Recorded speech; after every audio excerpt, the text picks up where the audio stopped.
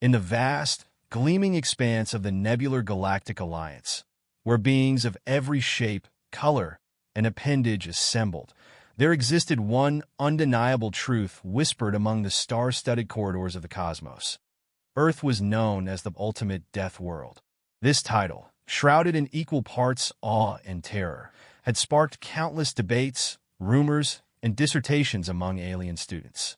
Many questioned, how could a planet, so small and seemingly insignificant, earn such a fearsome reputation? Thus, the queen of the luminal empire, her resplendent luminescence, Vexilia Phosphor 5, supreme radiant of Zorbula, decided it was time for a first-hand account. Rumors could only go so far, after all, and curiosity was one of the few universal constants in the galaxy.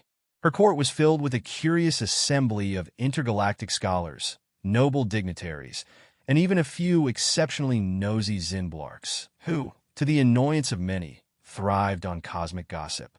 She called forth a human, a species so notoriously resilient that they survived on a world considered hostile to most forms of life. Enter Carlton Fitz-Jenkins III, Earth's unwitting ambassador.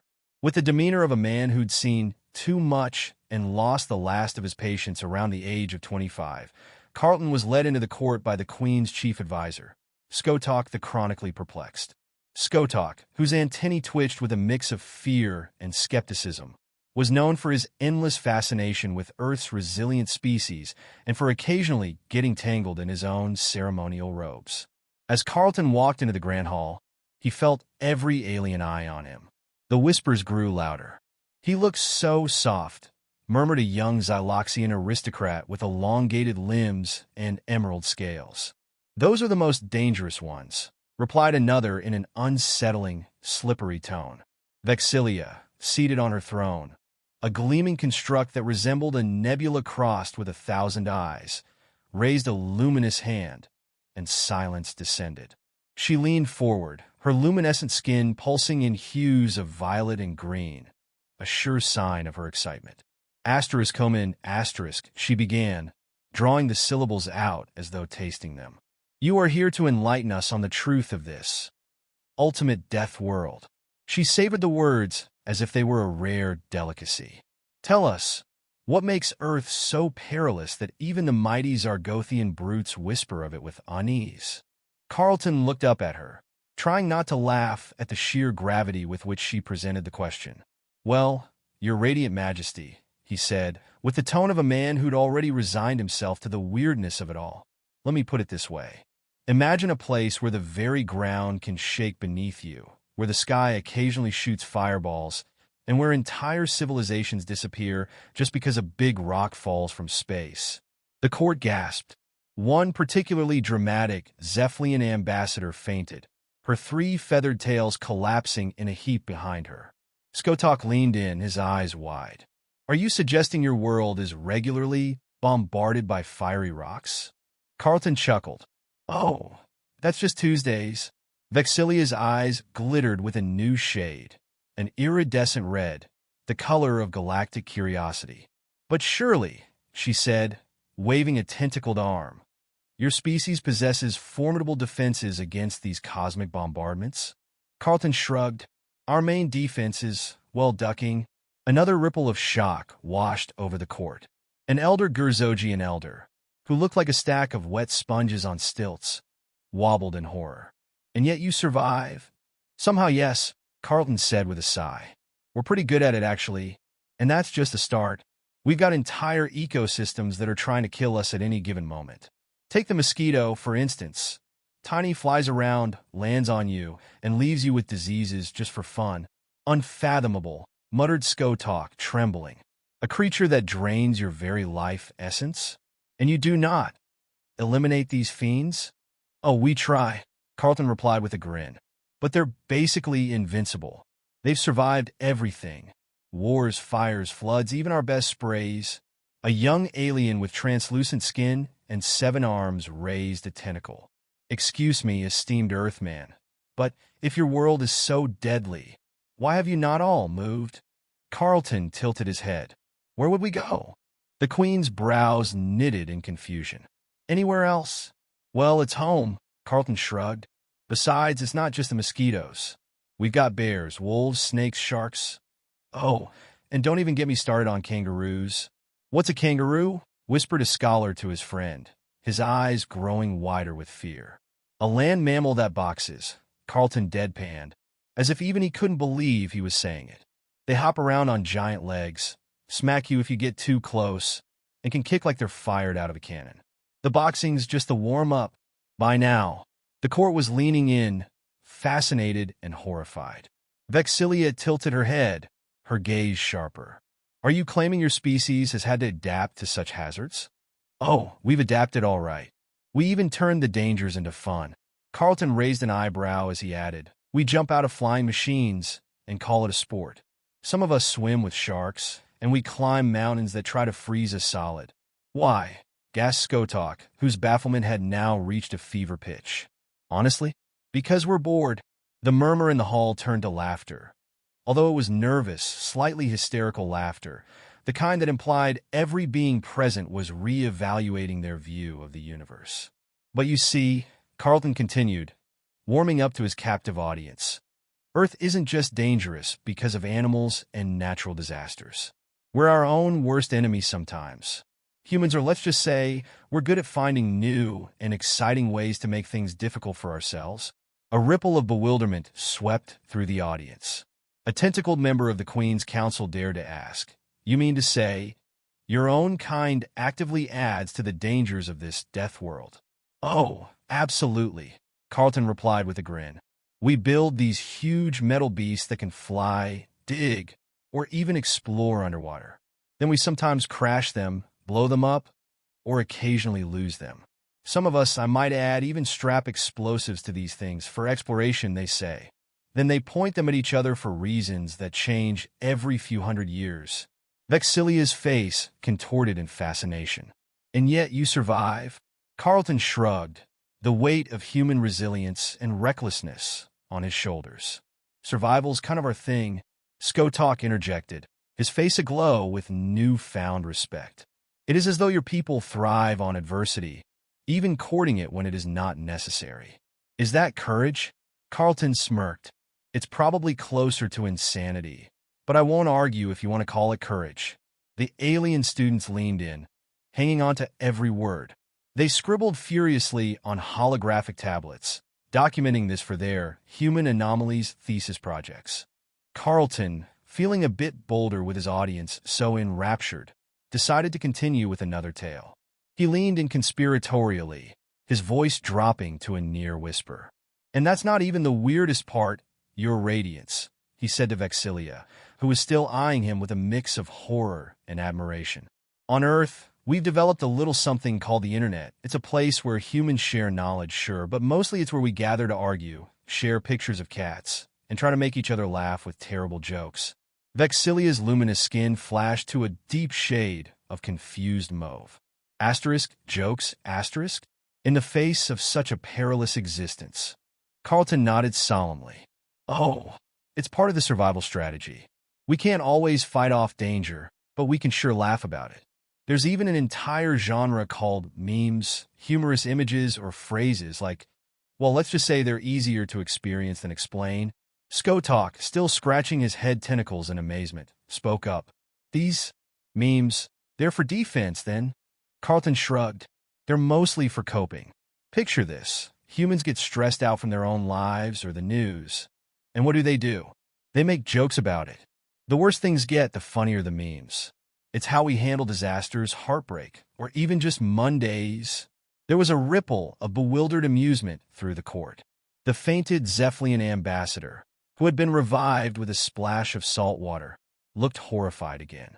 So, rather than flee, you jest? Absolutely, Carlton confirmed. Take hurricanes, for instance. Enormous storms that can destroy entire cities. Instead of panicking, a good chunk of us just throw hurricane parties, gathering with friends, having a few drinks, and joking about how we'll just have to tie our houses down. Another gasp swept the court. Vexilia seemed almost as if she might faint herself, her glow flickering in and out. Do you mean to say you meet danger head-on with merriment? Carlton nodded sagely. Or denial. Depends on who you ask. At this, a small, glimmering blue alien near the back piped up, her voice tinged with fear. But what of your younglings? Surely, you must keep them safe from these deathly amusements? Carlton chuckled. Oh, the younglings are the worst of us. They're basically fearless. They skateboard downstairs, try to build wings out of cardboard, and eat things off the ground.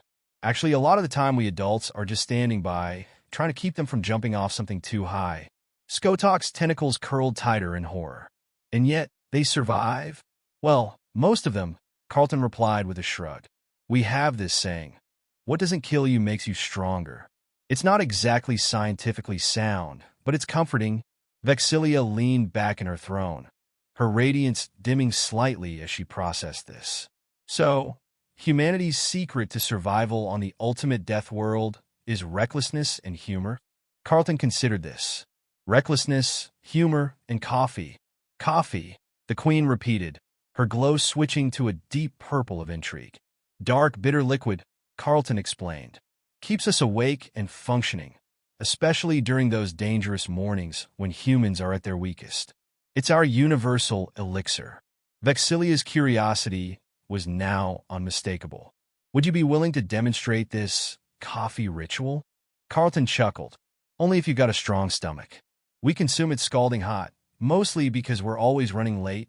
As if on cue, an assistant scurried forward with a cup of steaming coffee, a curious blend sourced from an Earth diplomatic shipment that had recently arrived. Carlton took the cup, held it up, and took a hearty sip. The aliens watched with bated breath.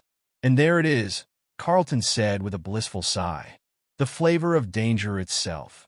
Vexilia's eyes shimmered. This is most impressive. We have feared your species and your death world, and now I see why. Not for the dangers around you, but for your astounding resilience. Carlton gave a wry grin. Resilience, madness, like I said, it's all how you look at it. At this point, a high-ranking Skrizix diplomat, resembling a stack of sentient cactus needles, leaned forward, an expression of reluctant admiration on his face. Earthman, he said, his voice gravelly, this spirit of yours, this insistence on laughing at doom, is it perhaps related to your species' ability to adapt to other hostile environments? Oh, absolutely, Carlton replied.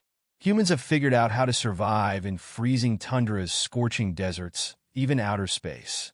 We've got a saying for that, too. If you can make it in New York, you can make it anywhere. The Skrizix diplomat blinked. Is this, New York, another death world? More like a subcategory, Carlton said with a grin. You should see the rent prices. The court erupted into whispers of amazement. To them, New York became an even more mysterious subregion of Earth, a place of such insurmountable dangers that even a human regarded it with awe. Vexilia leaned forward again, her curiosity clearly not yet satisfied. And what of your elders, Earthman? Do they perhaps guard the secrets to your survival?